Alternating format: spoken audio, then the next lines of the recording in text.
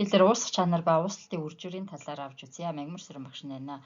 За юуны өмнө хансан уусмал гэж юу юм? Уусах чанар юу юунаас хамаардгийг уусах чанарын үр жур болон зарим бодисын уусалтын үр журийн талаар танилцсанаа. За аливаа бодисын уусах чанар нь уусгагчийнхаа шинж төрхөөс их хамаардаг байгаа. За жишээлбэл нафталин байна тий. Энэ C10H8 гэсэн томьёотой байх нь тий. За энэ нь нүүрс ус төрөгчтэй холимог болох бензинд маш сайн уусдаг байна. Харин усанд бол муу уусдаг. Ус бол туйлтай, нафталин нь туйлгүй нэгдэл байгаа тий. Ийм учраас туйлгүйдаа уусч байна. Гэтэл натрийн хоолоор буюу бидний өдөр тутам хэрэглэдэг хоолны давс усанд бол маш сайн уусдаг. За учир нь ус болохоор туйлтай, хүчил төрөгчдөр хасах цэнгийн төвлөрөл, ус төрөгчдөр нэмэх цэнгийн төвлөрөл үүссэн байдаг тий. Натри чи өөрөө бас туйлтай. Натри нэмэх холоор хасах гэд туйлтай. Тэгвэл туйлтайтай уусч байна. Харин натри хлорид маань нүүрс ус төрөгч болох бензол, толуол гэх уусгагчид бол муу уусдаг байна. За эндээс харахад тухайн бодис нь химийн шинж төрхөөрөө ижил төсөөтэй уусгагчтай сайн уусдаг болох нь харагдаж байна. Хансан уусмал гэдгийг ойлгохын тулд дараах жишээг авч үзье. За ер нь уусах чанар нь штэ температураас хамаардаг тий. За тэгвэл 20 градусын температурт 100 мл ус авсан гэж үзье. Энэ дээр 30 г натрийн хлоридыг уусгасан байна. За ингээд бол нэг уусмал үүснэ. Энэхүү уусмал дээр дахиад натрийн хлоридыг нэмэхэд уг уусмал дотор натрийн хлор нь уусаад байсан. За тэгвэл энэ маань ханаагүй уусмал үүссэн байна гэсэн үг. Ханаагүй уусмалыг unsaturated solution гэж нэрлэж байна тийм ээ. За тэгтэл л штэ 40 г натрийн хлоридыг 20 Цельсид 100 мл усанд уусгалаа гэж бодъё. За ингээд штэ 40 г натрийн хлоридоос маань 36 г нь уусчихсан. Харин 4 г нь ёроолтон тунаад үлдсэн байна. За тэгэхээр энэ дээр одоо энэ 4 г нь эргээд уусахгүй байна гэж бол ойлгож болох нь байна тий. Гэтэл энд хөдөлгөөний тос тэнцвэр тогтдог байгаа. Өөрөөр хэлбэл энд хансан уусмал үүссэн байна гэж үзнэ. За тэгвэл энд дээ штэ тий уусамлаас натрийн хлорид таласж байгаа. Натрийн хлор таласт натрийн хлор маань уусах процессын хооронд хөдөлгөөний тэнцвэр бол тогтож байгаа. Өөрөөр хэлбэл 4 г натрийн хлор нь тэр чигээрээ ингээд байгаад байгаа юм биш. Энэ тодорхой хэмжээгээр эргээд уусмал руугаа ууснаа. Гэтэл уусан хэмжээгээрээ зөрөөд яг 4 г болтол уусмлаасаа натрийн хлор маань эргээд талсчиж буунаа гэсэн энд хөдөлгөөний тэнцвэр тогтож байгаа. За ингээд бодис болгон болвол ерөнхийдөө уусах чанар нь харилцан адилгүй байдаг байна тий. За жишээлбэл 20 градус Цельсид 100 г усанд глюкоз 200 г уусдаг байна. Усныхаа масснаас илүү 2 дахин их уусч байна тий. Гэтэл натрийн хлор бол 36 г уусч байна. Тэгтэл кальцийн карбонат дөнгөж тэг 10,013 г уусдаг гэх мэтчлэн бодисуудын уусах чанар харилцан адилгүй байдаг байна. За тэгээд ингээд өөрөөр хэлбэл бодисуудын хансан уусмал үүсгэж байгаа 100 г усанд хансан уусмал үүсгэж байгаа бодисынх нь тоо хэмжээ харилцан адилгүй байна. За үүнийг тухайн бодисын уусах чанар гэж нэрлэж байна. Өөрөөр хэлбэл штэ энд ялгарсан хатуу натрийн хлорид маань уусах процесст орно. За натрийн нэмэх ион хлоридын асах анионыг үүсгээд диссацид ороод уусмал руугаа шилжинэ. За гэтэл энэ уусмалд үүссэн натрий болон хлорид ионууд нь эргэж нэгдээд натрийн хлоридынхоо талстыг үүсгэнэ. За энд уусах хатуу талст үүсэх процессын хооронд тэнцвэр тогтох боловч энд үүссэн уусмалын концентрац бол тогтмол болсон байдаг. За энэ үеийн концентрацийг хансан уусмал гэж нэрлэдэг байна. Бодисын уусах чанарыг тухайн бодисын уусах чанарыг температуртай холбон илэрхийлсэн энэхүү графикийг бодисын уусах чанарын мурай гэж нэрлэдэг. За өөрөөр хэлбэл 100 г усанд уусан бодисын хэмжээ хэвтээд босоод инхлэг дээр харин температурыг тэгээс 100 градусын хооронд тэмдэглэсэн болох нь харагдаж байна тий. За энэхүү уусах чанарын мурайгаас харахад калий нитрат болон натрийн нитратын уусах чанар нь температураас хамаарат маш хүчтэй өсдөг болох нь харагдаж байна тий. За бидний өдөр тутам хэрэглэдэг хоолны давсны уусах чанарын мурайг энэ шар өнгөөр тэмдэглэж үзүүлсэн байна тий. За энэ дээр температураас бол бага зэрэг хамааралтай уусалт нь явагддаг байна. Зарим давсны уусах чанар температураас хамаарат буурч байна. Жишээлбэл натрийн сульфат, цезийн сульфат гэх мэтчлэн. Бодисын уусах чанарыг тооцоолохдоо практик дээр 2 аргыг ашигладаг. За нэг нь болохоор 100 г уусгагчдах хансан уусмал үүсгэж байгаа уусан бодисын граммын тоог уусах чанар гэж хэлсэн тий. За үүний нэгж нь болохоор уусан бодисын граммыг 100 г уусгагчтай ингээ харьцуулаад тооцдог байх нь.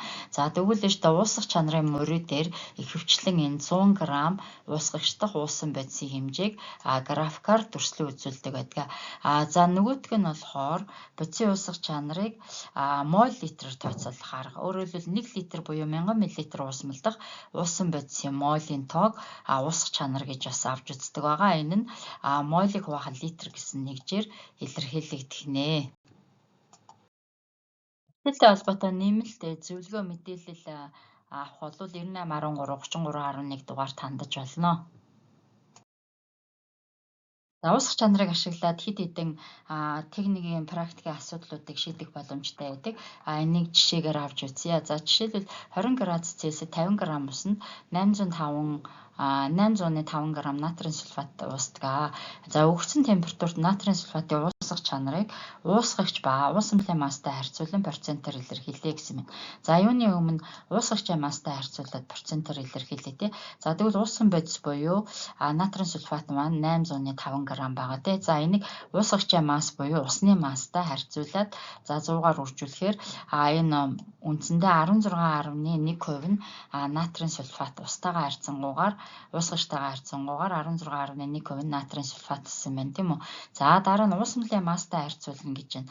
За уусмлын мас маань усан дээрээ натрийн сульфатын массыг нэмээд уусмал үүсэж байгаа тийм. Өөрөөр хэлбэл уусмал маань 58.105 г болж байна. За тэгвэл уусан бодисын массыг уусмлынхаа маастай харьцуулаад 100-аар үржүүлэхэд 13.9% буюу уусмалтайгаа харьцангуйгаар 13.9% нь уусан бодис буюу натрийн сульфатаа гарч байна. За дараагийн жишээн дээр 18 Цельсид 200 мл натрийн сульфатын хансан уусмал нь 32.6 г уусан бодисыг агуулдаг. За натрийн сульфатын уусах чанарыг 18 Цельсид молоор илэрхийлье гэсэн юм. За уусах чанарыг нөгөө 100 г уусгагчид уусан бодисын массаар тодорхойлохоос гадна энд молоор буюу 1 литрт хэдэн мол натрийн сульфат байгааг тооцоолно л гэсэн үг. За натрийн сульфатын томьёо маань натрий 2,4 тийм ээ. Молекул массыг тооцоолоход 142 г мол гарч байна. За ингээд уусан бодисынхаа массын молийн тоог нь олохын тулд массыг нь моль масст нь харьцуулна. За мөн уусмал маань 200 мл гэж өгсөн байгаа учраас уусмлынхаа эслэхүүнд бас харьцуулж байна. За ингээд өөрөөр хэлбэл уусмал 115 г молийн агуулгатай натрийн сульфатын хансан уусмал үүссэн байна. Жишээг авч үзье. Цельсийн тэг градуст 13.1 г уусмалт 3.1 г барын олоорыг дагуулгадаж байсан бол тэг градуст барын олоорын уусах чанарыг олоо гэсэн байна тийм. За бодисын уусах чанар нь өгөгдсөн температур тогтмол байдаг. Өөрөөр хэлбэл 100 г уусгагчид уусан бодисын хэмжээг грамаар илэрхийлсэнийг хэлдэг тийм үү. За тэгвэл бид нар дээштэй тий 13.1 г гэдэг маань уусмал байгаа. За энэ уусмлаас уусан бодисын массыг хасна. За ингээд 10 г нь цэвэр уусгагч буюу усны масс гарч ирж байна. За өөрөөр хэлбэл 10 г усанд 3.1 г барын холоорыг ууссан байгаа тий. За тэгвэл 100 г уусгагчид хэдэн грамм барын холоорыг ууссан бэ гэдэг нь уусах чанар болж орж ирж байна тий. За ингээ x-ийг тооцоолоход 100-га 3.1-ээр үржүүлээд 10-таа хуваах нь байна тий. За ингээд 31 г болж байна.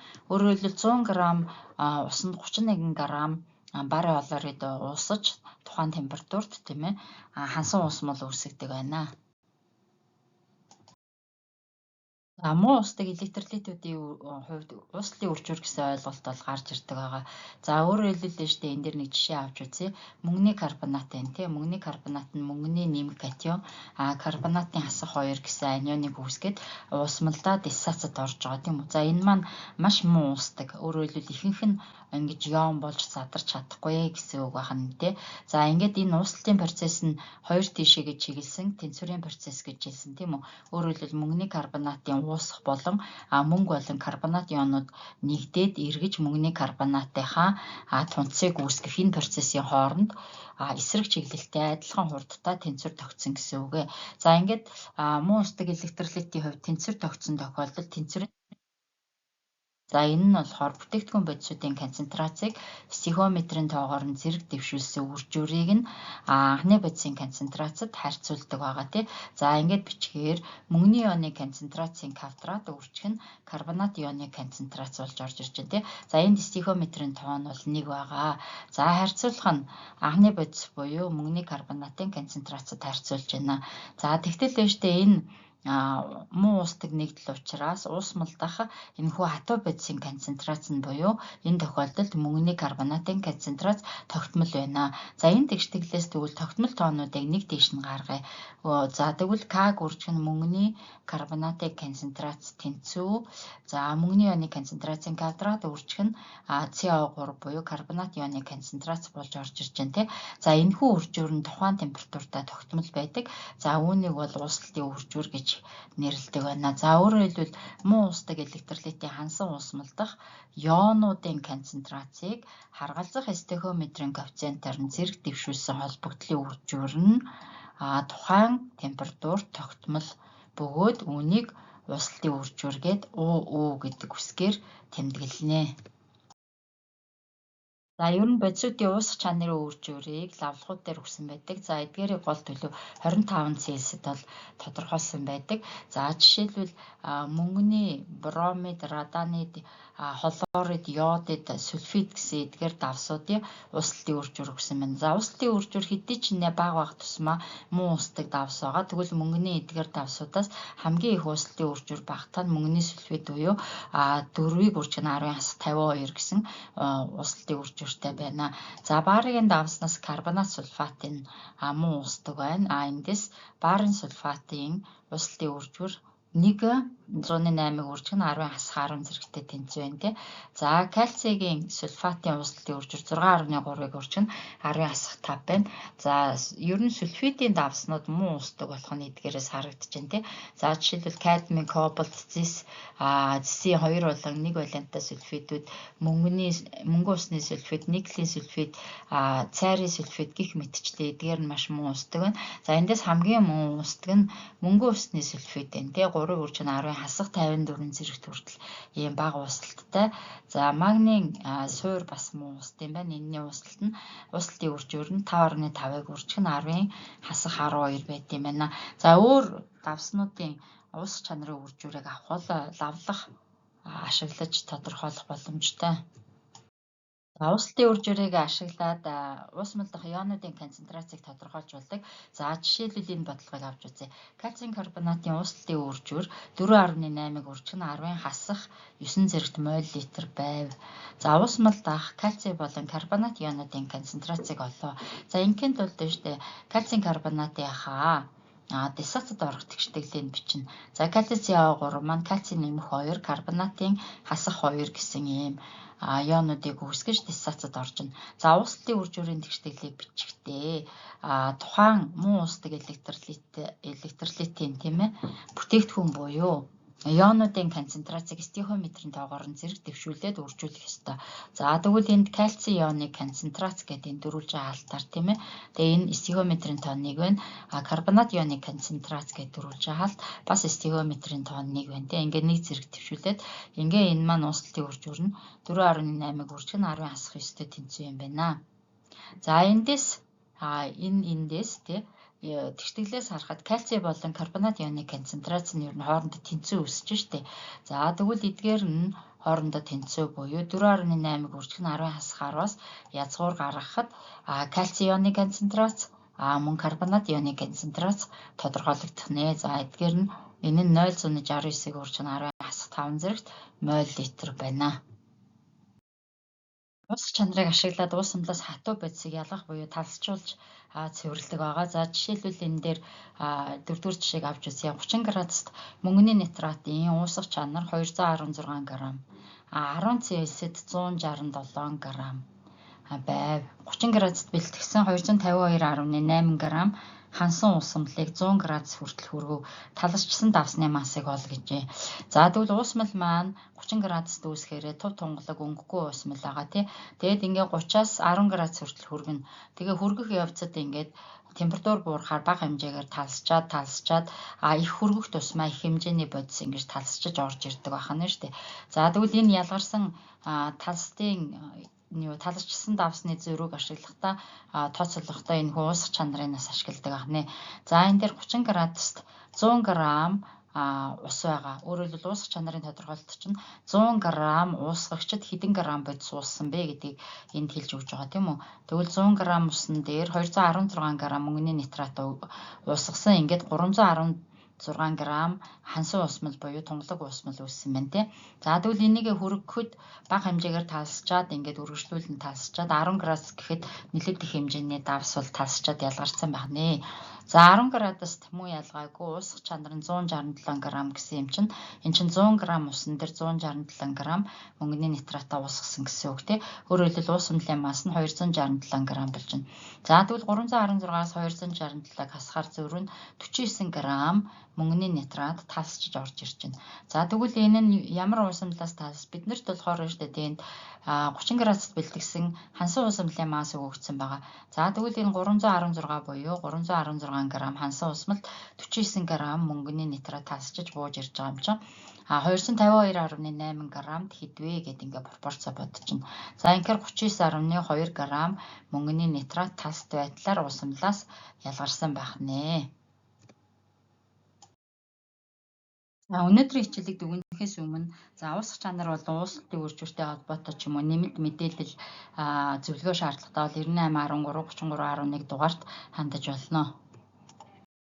Өнөөдрийн хичээлээр хансан уусмал уусах чанар ууслалтын үржүүр гэсэн ойлголтуудаа танилцсан тийм ээ. За хансан уусмал гэдэг нь ямар нэгэн уусмал дотор дахиж тэр бодисыг нэмэхэд нэмж уусахгүйгээр тухайн бодисын концентрац, уусмлын концентрац тогтмол болох үеийн уусмлын концентрацыг хансан уусмал үүслэе гэж хэлсэн. Тэ өөрөөр хэлбэл талас бодис маань уусах эргээд уусамлаасаа талсчих процессын хооронд хөдөлгөөний тэнцвэр тогтсон үед хансан уусмал үүсдэг. Тэгтээ энэ хансан уусмлын концентрацаас температураас хамаарат төрөл бүрийн бодисууд дээр өөр байдгаа гэдэгтэй танилцлаа. За мөн уусах чанарыг хоёр янзаар тодорхойлдгийг үзсэн. Тэ нэг нь болохоор 100 г уусгагчд уусан бодис массын тоог хэлжсэн. Нөгөөх нь болохоор 1000 мл буюу 1 литр уусмал дахь уусан бодисын мойлын тоогоор илэрхийлэх боломжтой байсан. За ууслалтын үржүүрээ болохоор муу уусдаг электролитийн хувьд яригдсан. Гэхдээ энэ нь электролитийн үүсгэсэн ионуудын концентрацийг стихиометрийн тоогоор нь зэрэг дэвшүүлсэн үржүүр нь ямагт тухайн температуртаа энийг ууслалтын үржүүр буюу УУ гэж тэмдэглэнэ гэж үзлээ шүү дээ. За ингээд нэмэлт зөвлөгөө мэдээлэл шаардлагатай бол 9813 3311 дугаарт хандаж болно. Анхаарал хандуулсанд баярлалаа.